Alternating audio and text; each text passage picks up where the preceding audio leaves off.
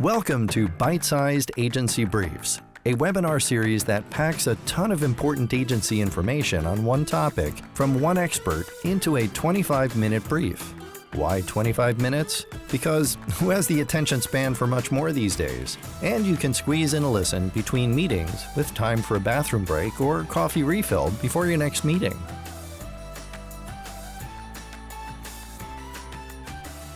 Thanks for tuning in. This is Byte-Sized Agency Briefs. I'm your host, Steve Guberman from Agency Outsight, where I coach agency owners to build the agency of their dreams. Today, I get to talk with Liz Young from StudioLabs. They're a 20-year-old, 45-ish person custom software development shop. Liz, thanks for joining me. How are you today? I'm great. Thanks for having me. Yeah, I'm really excited to dig into your story and kind of learn about StudioLabs and what you guys are doing there. So can you start by kind of giving a backstory of, how it all started, way back when, and what prompted you to start a software shop? Sure. Yeah. I always tell people this story is less interesting to me than it is to other people that hear it for some reason. But I was 25 years old. I was working at a small creative digital agency in Manhattan. And September 11th happened. And the agency that I was working for, I was an art director there. The agency that I was working for, again, it was a small shop, really cool people, really amazing work. They had a bunch of contracts with companies like Coca-Cola and Volkswagen, like pretty big names. But after September 11th, slowly but surely, those big names started pulling out a lot of the events that the agency was actually doing work for, right? The 2003 Winter Olympics, the summer World Cup soccer that following summer. So they, Coca-Cola pulls out, Volkswagen pulls out of these events for fear of what was, kind of happening in the world at that time. And so the agency shut its doors. I then, that was early 2002, I guess, right? And so I just started freelancing. I was freelancing for all the agencies in Manhattan that were laying people off, but still needed work to get done. So they were hiring all these freelancers and letting go of full-time employees. And I did that for a year and a half or so. And then again, like I said, when I was 25, 2003, I got my first kind of big break. A friend got me an RFP from Casio. Remember Casio, like G-Shock watches, things like that. Yeah. G-Shock needed a new website. They wanted it to be really cool. Jeremy Shockey, the I think he was a tight end maybe, or somebody from the New York Giants, was going to be their spokesman. And somehow I managed to pull together a proposal that let these guys, I won the proposal to do the G-Shock website. And right then and there, I had to pull together a tax ID number, hire some people, and it kind of just snowballed from there. In all honesty, it was not really super thought through. I will say that my first hire after that was a bookkeeper, because that's definitely not my forte. But yeah, it was a series of misfortunate events that kind of then snowballed into kind of turning out to be something that shaped the rest of my life anyways. Yeah. Which is a crazy similar story that I had. We had already been established as an agency, but we also won an RFP that, like, on paper, who was making this decision? We shouldn't have won it. And I feel like that's kind of where you were. It was like, I'll take a shot. If they give it to me, we'll figure it out. And if not, I'll keep freelancing. Is that kind of where you were? Totally. I applied for the EIN in the conference room at Casio when they told me I won it. I didn't even have a tax ID number. I was freelancing under my social security number, for, a year and a half prior to that. So, yeah. So quick, set up an agency while I'm waiting. Yeah. Right. Exactly. Yeah. So you started doing like B2C websites. You're a designer turned developer almost, right? Like, what was that evolution for you? Was that kind of as a requirement? Yeah, I mean, in college, I didn't do any real, code writing or anything. It was all design work. And of course, back then there was, Flash was all the rage. And so when wanting to do more with Flash, I started to learn ActionScript, which by the time AS3 came out, it was very similar to JavaScript, right? Dot syntax. So it just kind of snowballed from there. I would never have called myself a developer. I was proficient enough in the front end to build out prototypes of the things that I was designing, but would never ever have called myself a front end developer. That would be doing serious, unjust to all of the folks out there that are actually really developers. So yeah, I was at first I was designing and building little things, landing pages, microsites, of course, banner ads. Why not banner ads? Everybody had to design and build banner ads back then. But yeah, I got another pretty big break when a friend of mine out in Seattle called me and said, "Hey, look, I've got this company called DoubleClick that has hired him to travel the country teaching ad agencies how to build smarter rich media ads, right? How to write the action script, how to use their ad kits to build, what back then were pretty sophisticated, ads, take full page takeovers and all sorts of cool stuff." And he said, "I can't do it anymore." He's like, there's too many meetings, and he's flying all over the place twice a week. And so he asked if I would do the East Coast and he would do the West Coast. And I did that. And as part of that, what ended up happening, I was on a plane once or twice a week. He was on a plane once or twice a week. DoubleClick actually said, like, "We're not giving you business cards. Just go in under your company name, under StudioLabs, and show them how to do this stuff." And they paid for they paid us a very nice hourly rate to do it. We got paid for travel time. It was lovely. But the bigger thing that came out of that, doing that for 3 years, is I met so many ad agencies. I was in there teaching their developers and their designers how to build these rich media ads. And a lot of times, in most cases, the agencies were either too busy, so they couldn't do them themselves anyways, or they actually didn't have a developer on staff. They only had designers who just, for whatever reason, didn't want, they couldn't grasp the concept of the code, or didn't want to grasp the concept of the code. So we ended up getting all these phone calls from agencies being like, "Hey, can you build us this landing page? Can you build us these banner ads? And by the way, do you build websites too?" Right? So our first client might have been Casio, but probably our next 50 after that were ad agencies across the US who needed us to build out, again, little microsites, landing pages, banner ads, things like that. So for a very long time, almost all of our clients were ad agencies. Wow. So you were kind of moonlighting, building Casio and working for DoubleClick, but really building a book of business for yourself. Yeah, and again, it just it fell in my lap. The gentleman that introduced me to that opportunity, like I said, he's a friend of mine in Seattle. We had worked together in 2002 on the Sydney Paralympic Games. We were part of a team that built the first ever live webcast of a sporting event down there. And his team built the back end, and our team designed and built the front end. And, it was kismet kind of, he was like, "You want to do this?" And it ended up being a pretty big, like the biggest growth spurt for the company for the first couple of years, because I was walking into agencies that needed our help, but didn't really know it at the time, That's awesome. So fast forward 20 years, what's the kind of status of StudioLabs these days? How's business? How's the kind of work you're doing? Sure. Yeah, we still work for some ad agencies, but most of our clients now are not agencies. We work with brands that everyone's heard of, large companies that every logo, logos that everyone on earth recognizes. And we work with a lot of startups that no one's ever heard of, and maybe most of the population might not ever even hear of, right? Most of what we do now is very large scale, complex, custom web and mobile application development, software as a service platform development, a lot of minimum viable product development for startups who need a SaaS platform built, or who need a mobile application, a very complex B2B mobile application or B2C mobile application built, and they don't have an in-house team to do that yet. And so, yeah, the work is very different now. It is no more banner ads. We're not building banner ads and landing pages anymore, but custom bespoke websites, web applications, mobile applications, and large scale software platforms. Amazing. And are you still leading the creative side of things? When's the last time you wrote some code? Oh, it's been probably 15 years since I even pretended to try to write a line of code. We've got far better folks on this team to do that. Yep. I haven't designed anything in a long time either, but I still do lead the creative team. But we've got a director of UX and product who is a phenomenal talent. He's fantastic UX UI designer. We've got a team of UX UI designers that work with him. So my job's pretty easy at this point from a creative standpoint. I do a lot of scoping for the creative work. I pitch in on the creative strategy work sometimes, but I am an operator.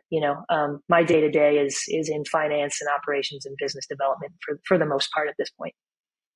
So CEO, not doing what you started out doing. And I think there's an interesting story here. So many people say, I love doing design, or here's an opportunity to do some design work and get paid for it. And I'm going to open a shop, and fast forward 20 years. What is your day to day? Yeah, my day to day is a lot of financial reporting, sitting with our CFO and our finance team to make sure that the company is financially healthy. We're a very conservative, fiscally conservative company. A lot of process improvement and process change.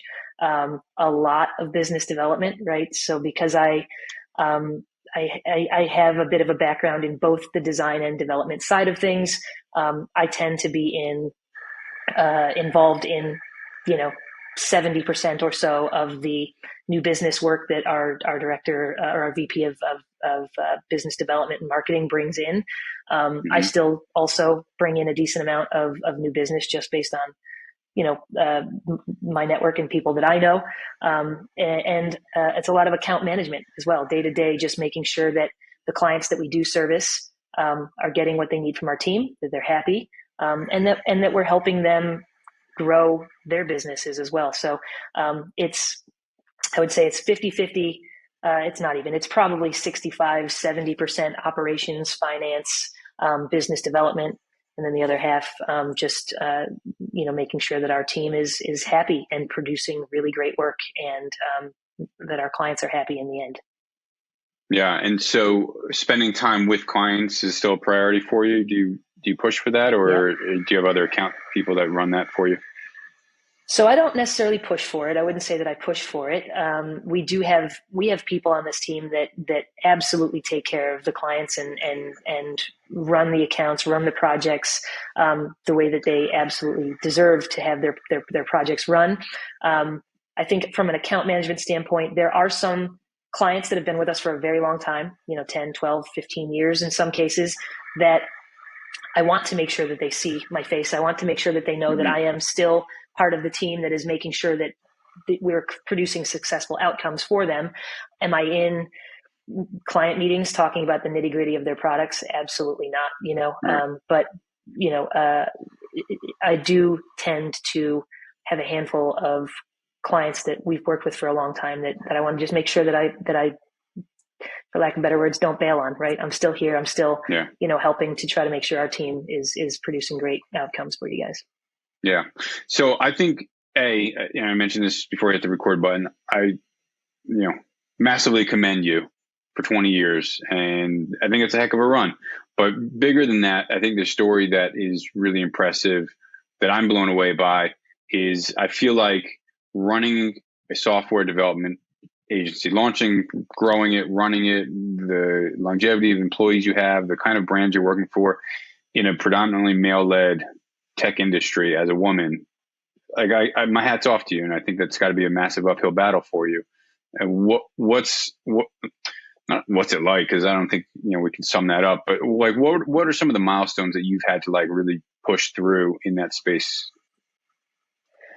I get questions that are similar to this fairly often. And I have to say, I don't think that there's any point in my career where me being a female has ever had any negative or positive. I think for me, I've never felt marginalized. I've never felt like I wasn't taken seriously. The quote unquote old boys club. I have not witnessed that, and maybe it's because I've been in tech, right? And it's not.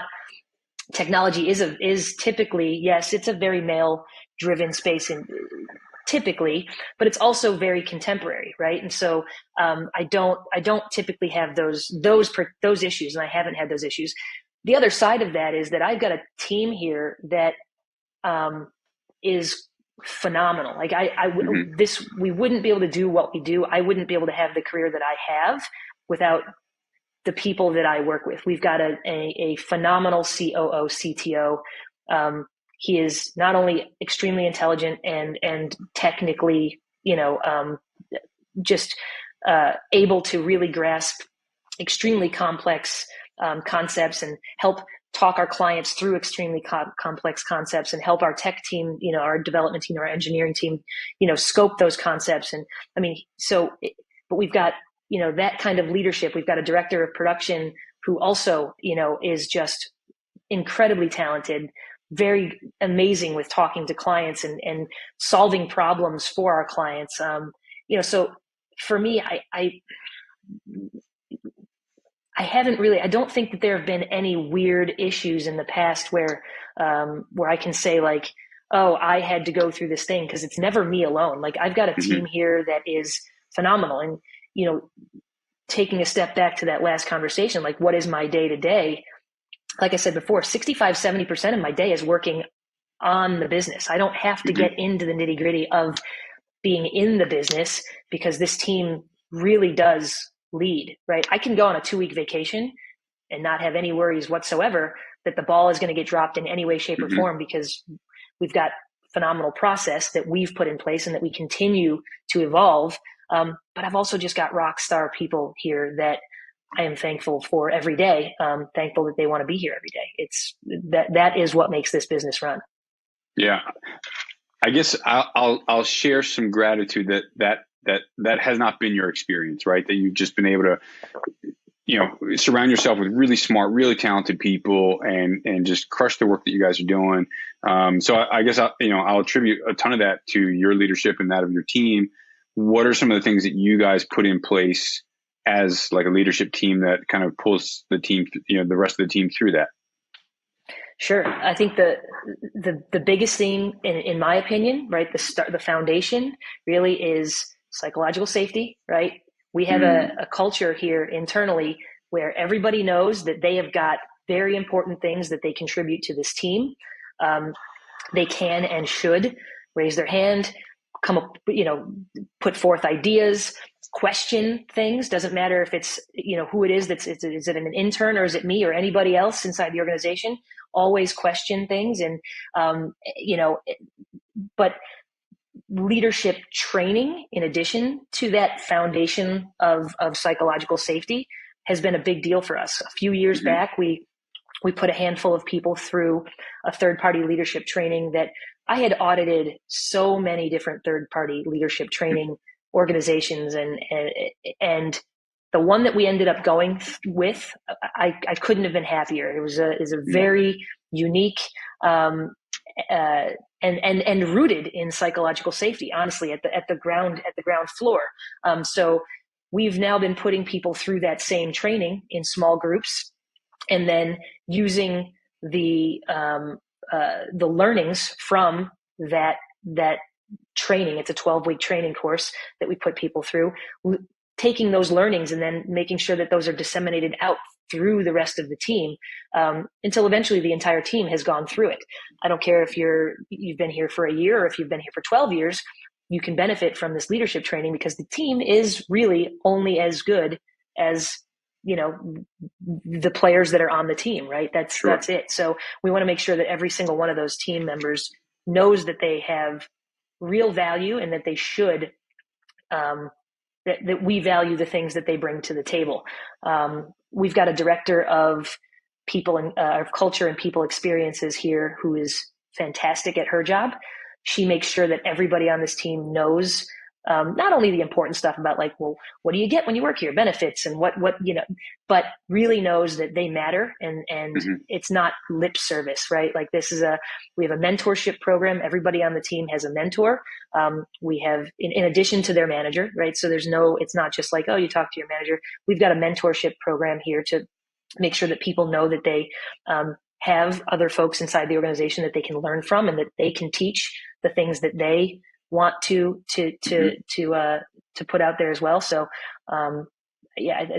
I think did that answer the question? I hope that answered the question. I mean, knocked it out of the park with what you guys have put into place, from just a nurturing and leadership and taking care of your team and making sure that they know that they're appreciated and that there's a future here. I can't tell you how many shops I know that are like, yeah, you get to work here. That's what you get. And you get a paycheck and you get some benefits and maybe a week or two of vacation. But like, look at the logos that we're working on, and that's what you get. And the turnover there in those kinds of instances are typically ridiculous. And so it sounds like you've intentionally put in place and led through your leadership team that this is what we need to do to take care of people, make sure that they feel safe, they feel secure, their job is intact, the work that we're doing, the pipeline, they're heard no matter what level they are, which is so vital, because especially younger people coming up, they don't know how to tap into their voice and speak up and ask questions. And at the end of the day, by doing all that, the work is better that you're doing. The clients are happier, and so it's just a great investment in the team. Hands down. Yeah. Culture wise, you guys are somewhat in-house, somewhat remote, or, virtual in-house. How does that still have two impact offices. you guys? Yeah. I mean, at the start of the pandemic, 90% of our team was in one of the two offices, right? Either in New York City or in Buffalo. And obviously that changed for everybody. But right now, I think of the 45 or so people that we have here, I want to say that maybe 10 or 12 of us are actually live in either the New York City or Buffalo area. And the rest of the team is really spread out across the country and overseas as well. But